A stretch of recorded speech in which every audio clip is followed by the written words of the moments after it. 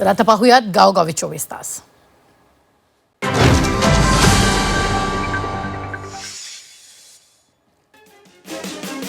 मराठा आंदोलक मनोज जरांगे यांनी माळशिरस तालुक्यातील तांदूळवाडीतल्या सभेत बावनकुळेंवर टीका केली आहे. यावेळी त्यांनी बावनकुळेची तुलना थेट बाहुबली चित्रपटातील कालकेय या पात्राशी केली. तर सरकार संयमाची भूमिका घेते, त्यांना माझी नक्कल करून आनंद मिळत असेल तर ठीक आहे, अशी प्रतिक्रिया बावनकुळेंनी दिली. मराठा आंदोलक मनोज जरांगे यांनी थेट वर्षा निवासस्थानी वर्षावर आंदोलन करणार असल्याचा इशारा दिलाय. कुठेही आंदोलन करू शकतो, त्यामुळे मराठा आरक्षणाच्या मागणीवर सरकारनं ठोस निर्णय घ्यावा असा सरकारला इशारा दिला. गोळा असतो तर भाजपनं खाऊन टाकलं असतं, विधानमंत्री गुलाबराव पाटलांनी केलंय. जळगावातील एका कार्यक्रमात ते बोलत होते. दूध संघात यापूर्वीचे अध्यक्ष झाले किंवा सभापती झाले ते किती भोळे होते हे सांगताना मंत्री गुलाबराव पाटलांनी चिंता व्यक्त केली आहे. सीमा भागातील मराठी माणसावर नेहमीच अन्याय झाला. हे प्रकरण सध्या सर्वोच्च न्यायालयात प्रलंबित असून त्यावर लवकरच निकाल येणं अपेक्षित आहे, असं विधान रामदास आठवलेंनी केलंय. पंतप्रधानांनी या विषयात लक्ष घातल्यास मराठी माणसाला नक्कीच न्याय मिळेल असंही त्यांनी म्हटलंय.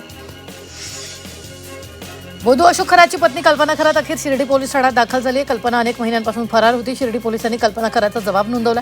जमीन व्यवहाराबाबत आपल्याला कुठलीही माहिती नाही, पती अशोक खरातनंच परस्पर व्यवहार केला असा जबाब कल्पना खरातनं पोलिसांना दिल्याची सूत्रांची माहिती आहे. पंजाबचे माजी उपमुख्यमंत्री सुखबीर सिंग बादल यांच्यावर हल्ला करण्यात आला आहे. नांदेडमधील खासगी रुग्णालयात उपचार सुरू आहेत. बादल यांच्यासोबत असलेले पोलीस सुद्धा जखमी झालेले आहेत. हल्ल्याचं कारण अस्पष्ट, आरोपीला अटक करण्यात आली. सुखबीर सिंग बादल यांच्यावरील हल्ल्याच्या घटनेची मुख्यमंत्री देवेंद्र फडणवीस यांनी दखल घेतली. नांदेड पोलीस अधीक्षकाकडून संपूर्ण घटनेची माहिती घेतली. त्या हल्ल्यानंतर आरोपीला पोलिसांनी तात्काळ अटक केली. हा हल्ला नेमका कोणत्या उद्देशानं करण्यात आला याचा सखोल तपास करण्याचे आदेश मुख्यमंत्र्यांनी दिले.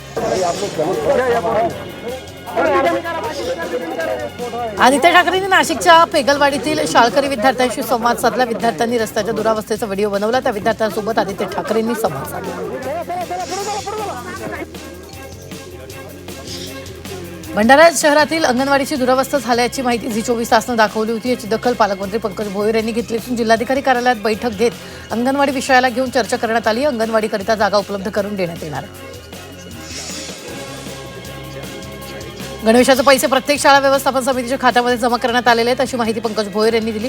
ज्या काही शाळा असतील की ज्यांना एकाच गणवेशाचे पैसे आले किंवा बुटाचे आले नाही तशी यांची माहिती घेतली जाईल, असंही पंकज भोयर यांनी सांगितलं. भंडारा शहरात 6 ऑगस्टला चिमुकलीवर अत्याचार झाल्याची घटना घडली. पालकमंत्री पंकज भोयर यांनी 1 आठवड्यानंतर पीडित कुटुंबियांची भेट घेतली. शहरात पक्षाच्या कार्यक्रमानिमित्त आलेल्या पालकमंत्र्यांनी भेट घेतल्यानं चर्चांना उधाण आलं. त्र्यंबकेश्वरमध्ये श्रावणाच्या पार्श्वभूमीवर अतिक्रमण निर्मूलन मोहीम हाती घेण्यात आली. एका बाजूला कुंभमेळ्याची कामं सुरू असल्यामुळे भाविकांची अडचण होणार असल्यानं प्रशासन आणि पोलीस आक्रमक झाले. वाशिमच्या अनसिंग बस स्थानकासमोरील रस्त्यावरील खड्ड्यात पावसाचं पाणी साचल्याचं तळ्याचं स्वरूप आले. नागरिकांनी तळ्याचं पूजन करत अनोखं आंदोलन केलं. रस्त्याची तातडीने दुरुस्ती करावी अशी मागणी नागरिकांनी केली. कोल्हापुरातील वाहतूकदारांनी मोर्चा काढत आंदोलन केलं. 15 ऑगस्टपर्यंत शासनानं ई-चलन संदर्भात ठोस निर्णय घ्यावा, अन्यथा बेमुदत आंदोलन सुरू करण्याचा इशारा वाहतूकदारांनी दिला. स्वातंत्र्य दिनाच्या पार्श्वभूमीवर महाड शहरात भव्य तिरंगा रॅली काढण्यात आली. हातात तिरंगा घेत नागरिक, विद्यार्थी, शिक्षक आणि विविध क्षेत्रातील मान्यवर मोठ्या संख्येने सहभागी झाले. वंदे मातरम, भारत माता की जय आणि जय हिंदच्या घोषणांनी महाड शहर दुमदुमून गेल्याचं पाहायला मिळालं.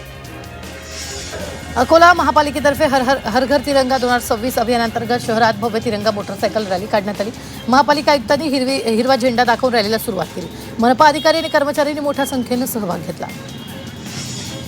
तर हर घर तिरंगा अभियानांतर्गत येवला नगर परिषदेच्या वतीने शहरातून भव्य मोटरसायकल तिरंगा रॅली काढण्यात आली. नगराध्यक्ष, नगरसेवक, अधिकारी, कर्मचारी आणि नागरिक मोठ्या संख्येनं सहभागी झाले होते.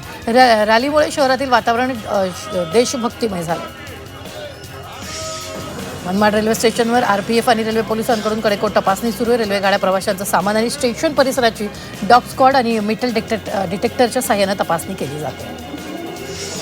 रत्नागिरीच्या खेडमधील खड्डेमध्ये रस्त्यांविरोधात सामाजिक कार्यकर्ते 15 ऑगस्टला उपोषण करणार आहेत. दरम्यान रस्ता 6 महिन्यात पूर्ण करण्याचं रामदास कदमांचं जुनं आश्वासन सोशल मीडियावर व्हायरल झालं. वाशिमच्या रिसोड तालुक्यातील घोणसरवाडी गावाकडे जाणाऱ्या रस्त्याची मोठी दुरावस्था झाली. रस्त्यावर मोठमोठे खड्डे पडल्यानं विद्यार्थी, रुग्ण आणि नागरिकांना त्रास सहन करावा लागतो. रायगडच्या मुरुड, म्हसळा, श्रीवर्धन आणि अलिबागमधील 543 शाळांसाठी केंद्र प्रमुखांची 27 पदं रिक्त आहेत. त्यामुळे शैक्षणिक देखरेखीचा भार उपलब्ध अधिकाऱ्यांवर पडत असून शाळांच्या प्रशासनावर परिणाम होतो. भंडाऱ्यात विद्यार्थ्यांची धोकादायक वाहतूक करणाऱ्या 20 खासगी आणि स्कूल बसवर आरटीओनं कारवाई केली. कागदपत्र नसलेल्या, परवाना नसलेल्या आणि अवैध गॅस किट असलेल्या 9 वाहनांना अटकाव करण्यात आला. कारवाईत 2,57,300 रुपयांचा दंड वसूल करण्यात आला. राजस्थानातील कापड प्रक्रिया केंद्रावर प्रदूषणामुळे कारवाईचे निर्देश दिल्यानं मालेगाव, भिवंडी आणि इचलकरंजीतील यंत्रमाग उद्योगाला मोठा फटका बसलाय. प्रक्रिया उद्योग ठप्प झाल्यानं मालेगावातील 1 लाखांहून अधिक यंत्रमाग 17 ऑगस्टपर्यंत बंद राहणार. कापड अडकल्यानं रोजगार आणि कोट्यावधींच्या उद्योगावर संकट आलेलं आहे. एनसीएमसी कार्डधारकांना एसटीच्या सवलतीचं तिकीट देण्याचे निर्देश विभागीय नियंत्रकांना देण्यात आले. तसंच स्मार्ट कार्ड काढण्याची मुदत 1 सप्टेंबरपर्यंत वाढवण्यात आली. त्यामुळे अद्याप कार्ड न काढलेल्या प्रवाशांना मोठा दिलासा मिळाला.